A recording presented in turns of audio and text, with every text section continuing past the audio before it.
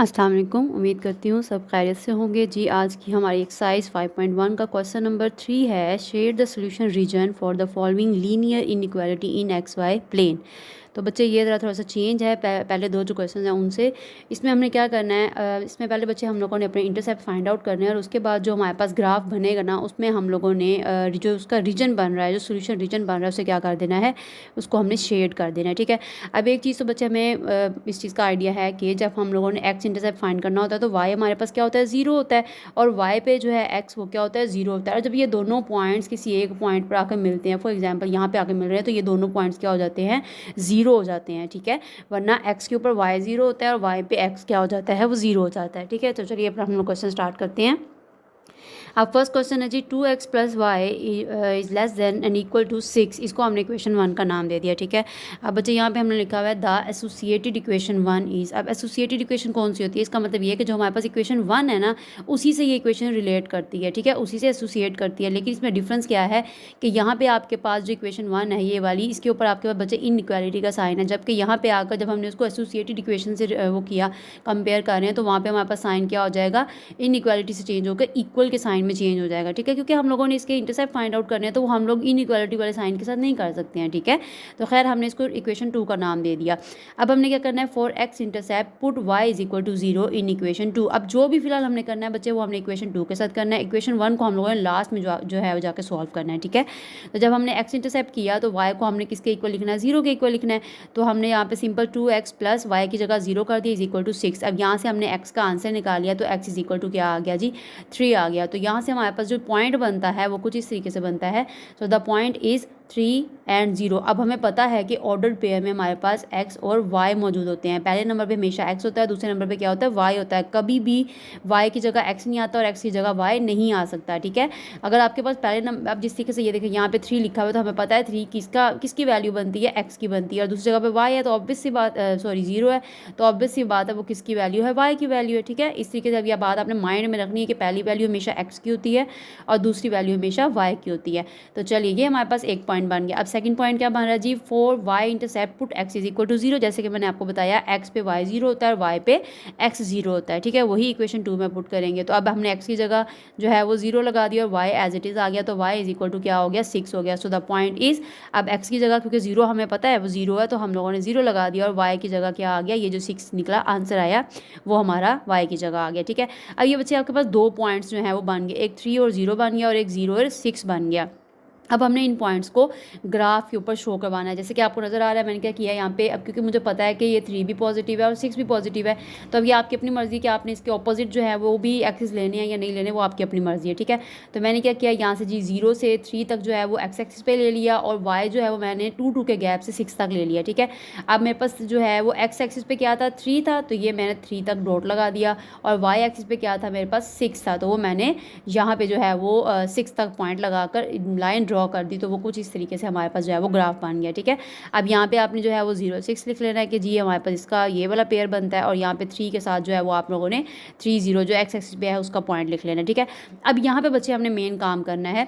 अब यहाँ पे क्या है, उन्होंने हमें क्या कहा है क्वेश्चन में, उन्होंने कहा है कि शेड द सोल्यूशन रीजन के। अब जो आपके पास आंसर आया उसको आपने क्या करना है, शेड करना है। अब वो आंसर हमारे पास कहाँ से आया है, अब बच्चे ये जो ओरिजिनल क्वेश्चन है हमारे पास, ये जो इनइक्वालिटी का साइन है, हमने ये बताना है कि क्या ये जो हमें साइन उन्होंने दिया है ये ट्रू है या फॉल्स है।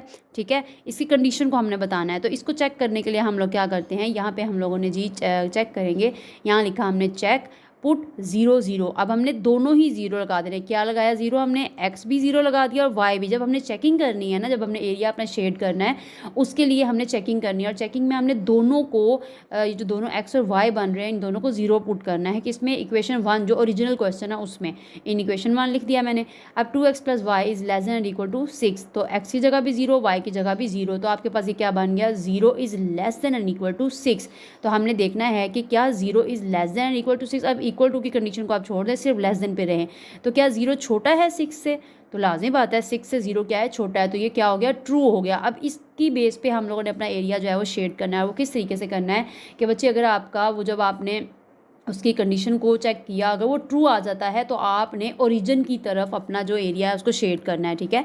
अब जैसे ये आपके पास ओरिजिन है, इसको मैं अगर शेड करती हूँ तो वो कुछ इस तरीके से जो है वो आपने इसको शेड कर देना और ये पूरा एरिया अंदर आ जाएगा, ठीक है। अब उन्होंने डिफरेंट तरीके से जो है उसको शेड किया हुआ है। अब क्योंकि मेरे पास रजिस्टर पेन नहीं है तो इस तरीके से जो है वो मैं इसको शेड कर रही हूँ। आपने इसको प्रॉपर अच्छे तरीके से पेंसिल के साथ जो है वो शेड कर लेना है, ठीक है।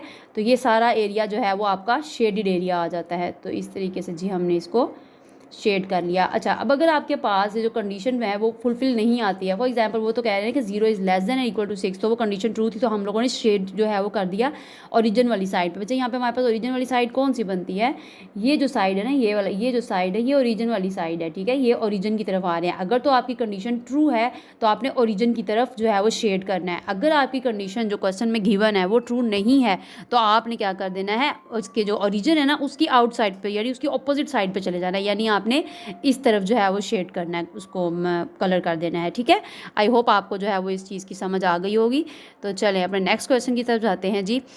तो सेकंड क्वेश्चन है बच्चे हमारे पास 3x + 7y is greater then और इक्वल टू 21। अगेन इक्वेशन, जो क्वेश्चन हमारे पास ओरिजिनल उसको हमने इक्वेशन 1 का नाम दे दिया। अब सब क्वेश्चन में स्टार्ट सबका यही है, ठीक है, बल्कि ये सारा क्वेश्चन सेम ही है। अब यहाँ पे हम लिखेंगे the associated equation 1 is, again inequality का साइन को चेंज करके हमने उसकी जगह लिख दिया इक्वल टू। तो 3x + 7y is equals to 21, उसको नाम दे दिया इक्वेशन 2 का। अब हमने इसके ऊपर x और y इंटरसेप्ट चेक कर लेते हैं जी। For x intercept put y is equal to 0 in equation 2। तो इक्वेशन 2 में हमने क्या करना है, y को 0 के इक्वल लिख देना है। तो वही हम लोगों ने जी 3x वैसे ही आ गया, 7 y की जगह 0 है तो 3x इज इक्वल टू 21। यहाँ से x की वैल्यू निकाली तो हमारे पास क्या आ गया, 7 आ गया और पॉइंट क्या बन गया, 7 और 0। x की जगह 7 और y की जगह 0। अब y इंटरसेप्ट चेक कर लेते हैं। तो यहाँ बच्चे हमारे पास जो है वो x 0 हो जाएगा, ऑब्वियस सी बात है, यहाँ पे x क्या है, 0 है। तो 3 × x की जगह 0 आ गया, 7y वैसे ही आ गया। अब यहाँ से y का आंसर निकाल लिया तो y इज इक्वल टू 3 आ गया। तो पॉइंट क्या बने हमारे पास, 0 और 3। तो अब ये बचे 2 पॉइंट हमारे पास बन गया, जिसमें x हमारे पास क्या है, 7 है और y हमारे पास क्या है, 3 है। तो हमने बस इसको अपना ग्राफ बना लेते हैं जी। तो पहले बच्चे आपने ना ग्राफ को हाफ ग्राफ बना लेना है, बाद में आपने चेकिंग करके जो है वो शेड करना है, ठीक है। तो इस तरीके से अब जी कुछ इस तरीके से हमारा ग्राफ बनता है कि x के ऊपर जो है वो हमारे पास x एक्सिस पे हमारे पास क्या आता है, 7 पॉइंट आ रहा है, जबकि y एक्सिस पे क्या है, 3 है। तो मैंने क्या किया कि x एक्सिस पे मैंने 2 के गैप से 8 तक पॉइंट्स ले लिए, ठीक है।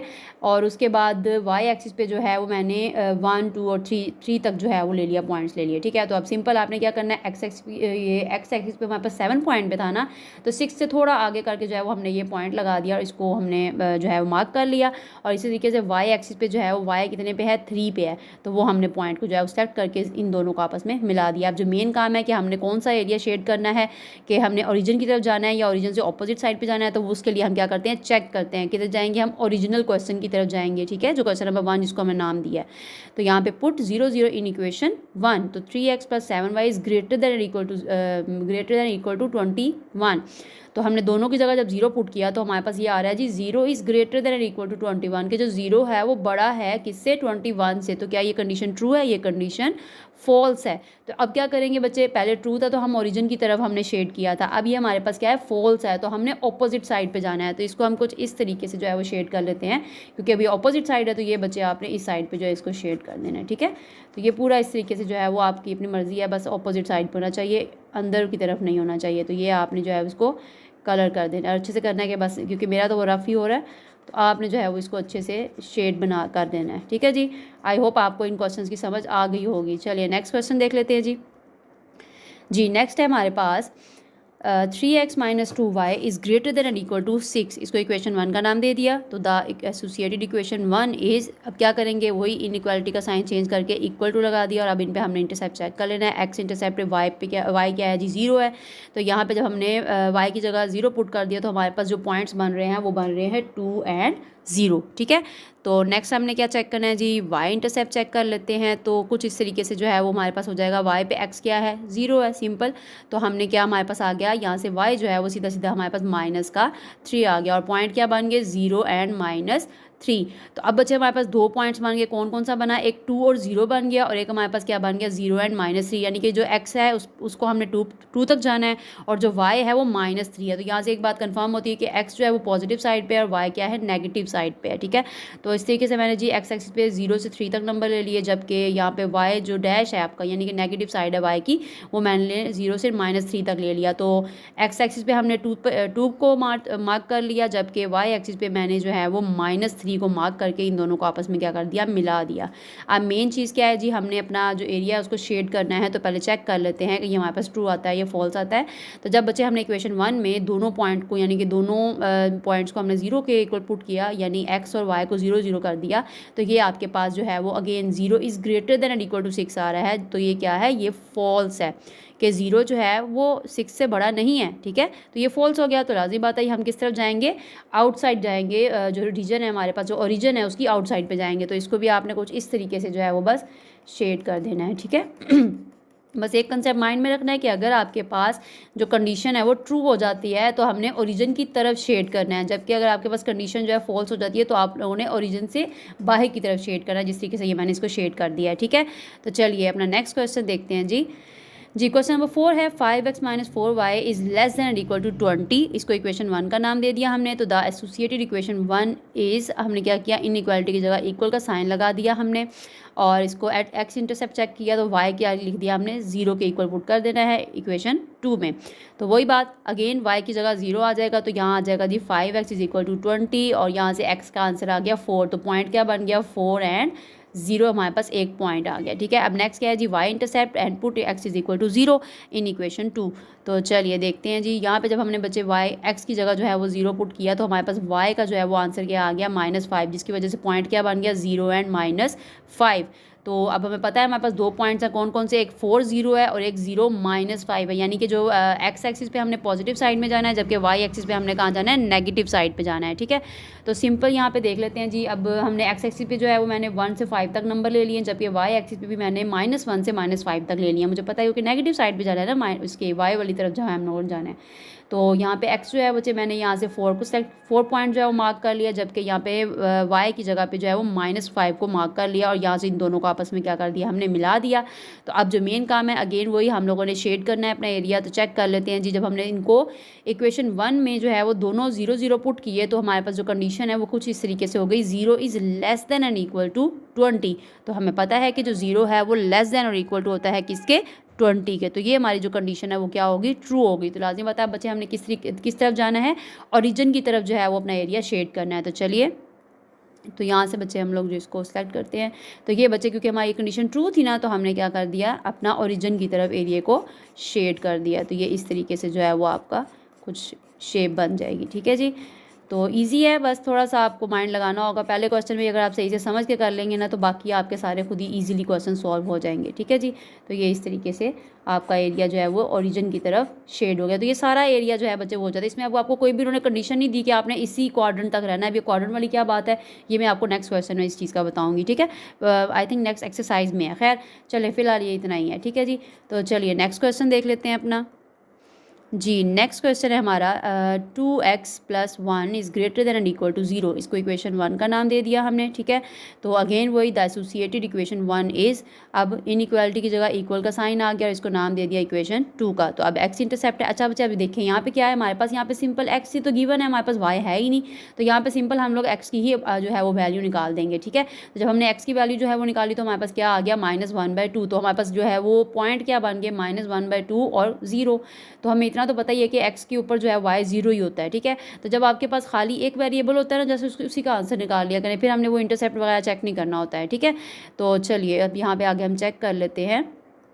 तो हमारे पास बनता है यहाँ से जी अब सिंपल हमारे पास -1/2 और 0 पॉइंट बन रहा था। तो सिंपल मैंने क्या किया, क्योंकि मुझे पता है x एक्सिस पे भर रहा है, वो भी नेगेटिव साइड पे भर रहा है, तो मैंने 0 से जो है ये बच्चे मेरे पास जो है वो 0 पॉइंट है, ये मैंने -1 ले लिया और एक मैंने क्या ले लिया, -2 ले लिया। अब मुझे पता है कि जो -1/2 है ये किसके, अब देखिए अभी फ्रैक्शन शेप में, तो हम अब डायरेक्ट तो हम नहीं ना लिखेंगे, हम क्या करते हैं जी -1 पहले 1/2 कर लेते हैं। तो 1/2 को जो है वो कुछ इस तरीके से हम डिवाइड करेंगे, ऊपर वाली अमाउंट अंदर रख लो, नीचे वाली बाहर रख के यहाँ पॉइंट लगा के 0 कर दें, तो 2 5 तक क्या हो गया जी, 10 हो गया। तो हमारे पास ये क्या कहाँ किस तरफ जा रहा है, ये 0.5 यानी 0 से 0.5 जो है वो हमने आगे जाना है। अब यहाँ पे माइनस है तो क्या हो जाएगा जी, नेगेटिव साइड पे जाना है हमने, तो हमने 0 से नेगेटिव साइड पे जाना है। तो मैंने क्या किया, 0 से 5 पॉइंट जो है वो काउंट करके थोड़ा सा आगे जाकर ये लाइन जो है वो ड्रॉ कर दी, ठीक है। यानी 0 से -1 के दरमियान में आपके पास क्या बन रहा है, 0.5 बन रहा है। तो ये इस तरीके से हमारी जो है वो ये ग्राफ बन गया, ठीक है।